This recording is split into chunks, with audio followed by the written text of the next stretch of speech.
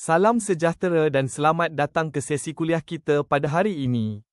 Hari ini kita akan mengupas secara mendalam tentang dokumen standard kurikulum dan pentaksiran atau lebih dikenali sebagai DSKP bagi subjek teknologi maklumat dan komunikasi (TMK) KSSR. DSKP ini merupakan satu dokumen komprehensif yang mengintegrasikan aspek kurikulum dan pentaksiran. Di dalamnya, terdapat 3 komponen utama yang menjadi nadi kepada pengajaran, iaitu standard kandungan yang menetapkan apa yang murid patut tahu, standard pembelajaran yang menjadi indikator kualiti yang boleh diukur, dan standard prestasi yang menentukan tahap penguasaan murid. Sebelum kita pergi lebih jauh, mari kita fahami seni bina atau struktur asas DSKP itu sendiri. DSKP ini berfungsi sebagai dokumen yang mengintegrasikan kurikulum dan pentaksiran secara serentak. Ia disokong oleh 3 gear utama. Pertama, standard kandungan yang menggariskan apa yang murid patut ketahui. Kedua, standard pembelajaran yang bertindak sebagai kriteria kualiti dan indikator pencapaian murid. Dan ketiga, standard prestasi yang menentukan tahap penguasaan murid dari skala 1 hingga 6. Seterusnya, apakah matlamat dan misi utama kurikulum TMK ini? Matlamat kita adalah untuk memastikan setiap murid mempunyai kemahiran dan pengetahuan asas TMK yang kukuh. Lebih dari itu, kita mahu mereka mampu mengaplikasikan ilmu ini secara kreatif, kritis, dan beretika. Ini adalah persediaan penting untuk memastikan mereka kekal relevan dalam pembelajaran sepanjang hayat. 3 tonggak yang ingin kita bina dalam diri murid adalah berilmu, berkemahiran, dan beretika. Untuk merealisasikan matlamat tersebut, DSKP TMK telah menetapkan 5 objektif pembelajaran teras. Pertama, penguasaan kemahiran asas merangkumi perkakasan dan perisian. Kedua, literasi maklumat agar murid bijak mencari dan memproses data. Ketiga, penyelesaian masalah melalui pengaplikasian pemikiran komputasional. Keempat, inovasi yang membolehkan murid menghasilkan produk multimedia yang kreatif. Dan yang kelima, etika dan keselamatan bagi memupuk nilai murni digital. Bagi mengukur kejayaan, kita menggunakan rubrik tahap penguasaan. Mari kita lihat fasa asas terlebih dahulu yang merangkumi TP1 hingga TP3.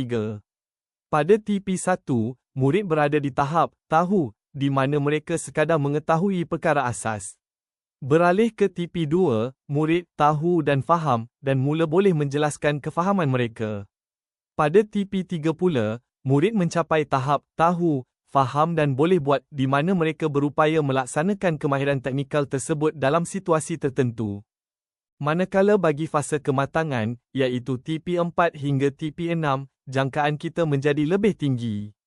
TP4 menekankan adab berdikari dengan pelaksanaan yang sistematik dan beradab.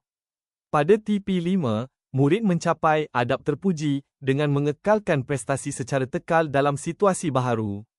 Kemuncaknya adalah TP6 iaitu adab mithali, di mana murid berupaya menjadi kreatif, mampu menjustifikasi tindakan mereka, dan akhirnya menjadi contoh teladan kepada rakan-rakan yang lain. Dalam merancang pengajaran dan pemudahcaraan, PDPC, yang berkesan, kita tidak mengajar secara terasing. Kita menggunakan strategi penggabung jalinan. Nod pertama adalah integrasi intra-subjek yang menghubungkan pelbagai domain dalam TMK itu sendiri. Nod kedua ialah integrasi intersubjek, contohnya, menggunakan perisian Excel untuk mengira formula dalam subjek matematik. Nod ketiga pula adalah pendekatan bertema seperti project-based learning yang menggabungkan beberapa standard pembelajaran ke dalam satu projek bermakna. Pembelajaran TMK juga diperkaya dengan elemen merentas kurikulum atau EMK bagi memberikan nilai tambah kepada murid. Seperti yang dipaparkan dalam inventori ini, guru-guru harus menerapkan elemen-elemen penting seperti penggunaan bahasa yang betul, kelestarian alam sekitar, nilai murni, sains dan teknologi, semangat patriotisme, keusahawanan, kelestarian global, pendidikan kewangan, serta kreativiti dan inovasi dalam setiap topik yang diajar. Kini kita beralih kepada lanskap semasa pendidikan. Cabaran terbesar masa kini adalah kemunculan kecerdasan buatan, AI, generatif seperti ChatGPT yang menguji integriti akademik murid kita. Sebagai pendidik, fokus dan kaedah penilaian kita mesti berubah. Daripada melarang sama sekali, kita harus mengajar cara penggunaannya secara beretika.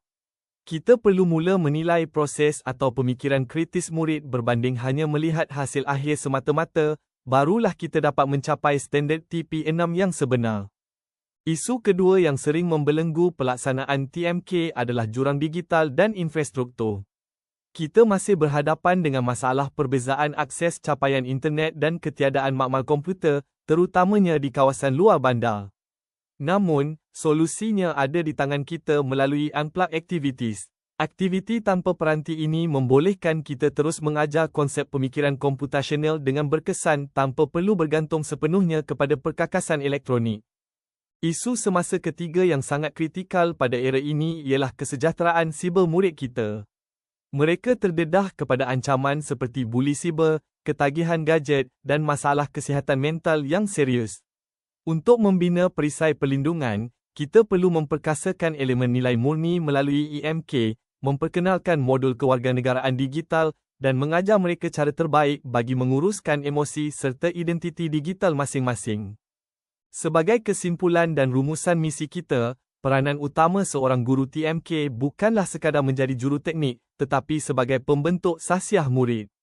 Harus ada keseimbangan yang jitu di antara integrasi kemahiran teknikal dan penerapan nilai-nilai manusiawi.